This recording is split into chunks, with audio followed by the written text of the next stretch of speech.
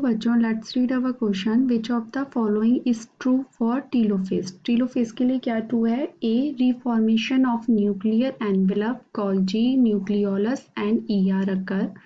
B chromosome cluster at opposite spindle poles. C chromosome loss their identity at discrete units. D more than one option is correct.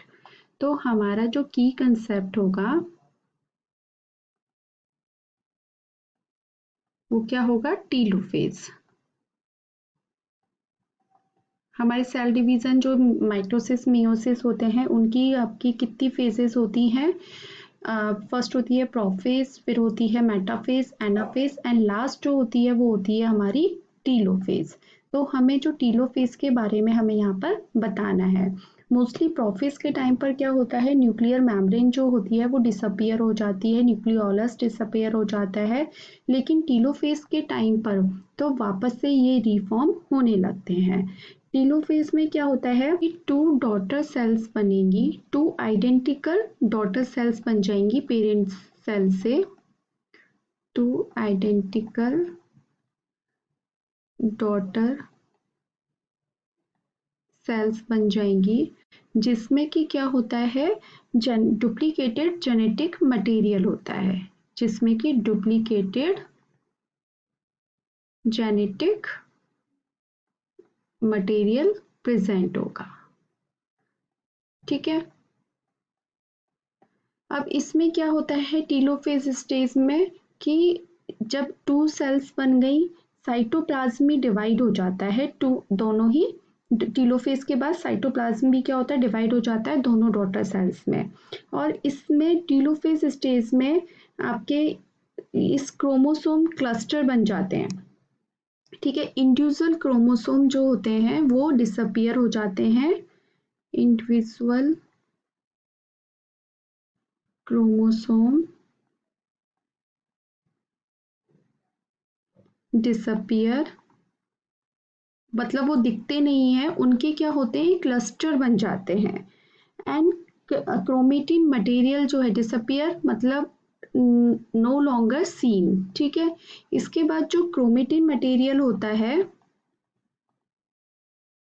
Chromosome में, तो वो chromosome तो दिखते नहीं है, लेकिन क्रोमेटिन जो मटेरियल होगा वो एक मास्क जैसा उसमें कलेक्ट एक मास्क के फॉर्म बना लेगा।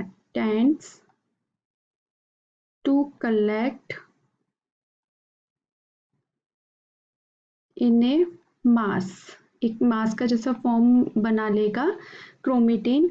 फिर जो क्रोमोसोम होंगे वो क्लस्टर, जिससे कि जो क्रोमेटिन है वो एक मास फॉर्म में बना लिया उसने, तो जिससे कि क्रोमोसोम जो हैं वो क्लस्टर के जैसे दिखेंगे at the opposite spindle poles.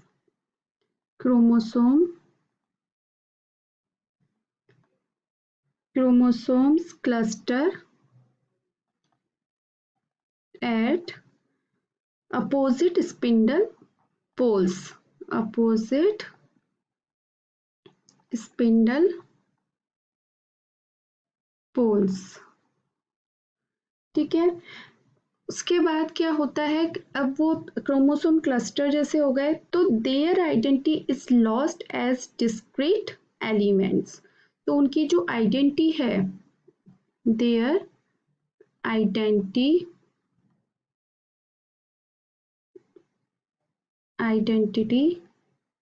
Is lost as discrete elements, मतलब उनकी जो क्रोमोसोम पहले सिंगल डबल इस तरह से हम क्रोमेटिड्स का देख रहे थे, तो अब वो उसकी आइडेंटिटी को क्या कर रहे हैं, लॉस्ट कर दे रहे हैं और एक सेल बना दी है जिसमें कि पूरे क्रोमोसोम एक क्लस्टर फॉर्म में आ गए हैं। और इसमें स्टेज में क्या होता है, न्यूक्लियर मेम्ब्रेन असेंबल हो जाती है around the chromosome cluster, lost as discrete elements. ठीक है। तो मतलब अब अलग अलग नहीं है, सब एक सेल में आकर मास फॉर्म में रहेंगे। तो इसमें न्यूक्लियर एनवलप या न्यूक्लियर मेम्ब्रेन असेंबल किसके चारों तरफ, अराउंड द क्रोमोसोम क्लस्टर।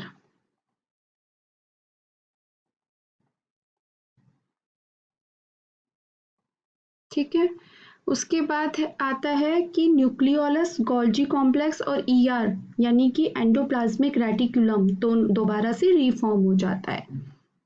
पूरा एक सेल, जिसमें कि हम ये कहेंगे टीलोफेज में पूरा एक सेल रीफॉर्म हो जाता है, मतलब 2 डॉटर सेल्स पूरी बन जाती हैं। न्यूक्लियोलस, गोल्जी और ईआर रीफॉर्म हो जाते हैं। ठीक है, तो ये हमारा इसमें टीलोफेज स्टेज में होता है। तो जैसे हम ये देख लेते हैं कि इसमें क्या होता है, 2 डॉटर सेल्स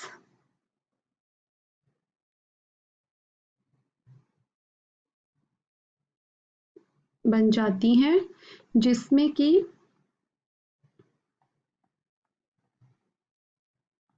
ये आपका ये न्यूक्लियर मेम्ब्रेन बन गई। ठीक है, इसमें अंदर ये न्यूक्लियोलस है। ओके, उसके बाद ये जो क्रोमोसोम इस टाइप में अलग अलग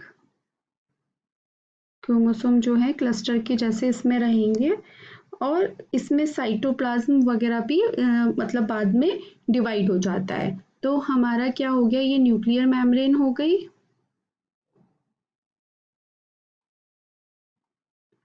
ये न्यूक्लियोलस हो गया, और ये 2 डॉटर सेल्स हो गई, 2 आइडेंटिकल डॉटर सेल। ये एक्चुअली जो डायग्राम है, ये टीलोफेज के बाद जब साइटोकाइनेसिस हो जाता है, साइटोकाइनेसिस में साइटोप्लाज्म भी जो होता है वो डिवाइड हो जाता है, तो उसके बाद का ये डायग्राम है जिसमें कि दोनों सेल्स बिल्कुल अलग हो जाती हैं। तो हमारा अब हम अपने ऑप्शंस देख लेते हैं। फर्स्ट है reform of nuclear envelope, Golgi, nucleolus and ER occur. तो ये बिल्कुल सही है, हमने यही कहा, न्यूक्लियोलस, गोल्जी और ईआर जो है वो रिफॉर्म होने लग जाते हैं। Chromosome cluster at opposite spindle poles, तो ये भी बिल्कुल सही है, क्योंकि हमने यही कहा था कि क्रोमोसोम क्लस्टर जैसे बन जाते हैं और अपोजिट स्पिंडल पोल्स पर आ जाते हैं। यहाँ पर जो है आपके स्पिंडल पोल्स होते हैं, ये वाले यहाँ पर। ठीक है, तो यहाँ पर ये अपोजिट स्पिंडल पोल्स पे आ जाते हैं, तो ये आपका सही हो गया। थर्ड है chromosome loss their identity as discrete unit, तो क्रोमोसोम की अपनी आइडेंटिटी को खो देते हैं एज अ डिस्क्रीट यूनिट, अलग अलग। उसके चारों तरफ आपका न्यूक्लियर मेम्ब्रेन आ गई, उसके बाद क्रोमोसोम जो है वो क्या हो गए, क्लस्टर बन गया, तो इसीलिए ये अपना loss their identity as a discrete unit, तो ये ऑप्शन भी सही है। तो हमारा जो राइट आंसर हो जाएगा वो हो जाएगा, क्योंकि हमारे तीनों ऑप्शन ठीक है, तो हमारा डी आंसर हो जाएगा, क्योंकि मोर than one option is correct. तो हमारा जो आंसर बनेगा वो बनेगा ऑप्शन डी। आई होप आपको ये आंसर समझ में आया होगा। Thank you so much, all the best.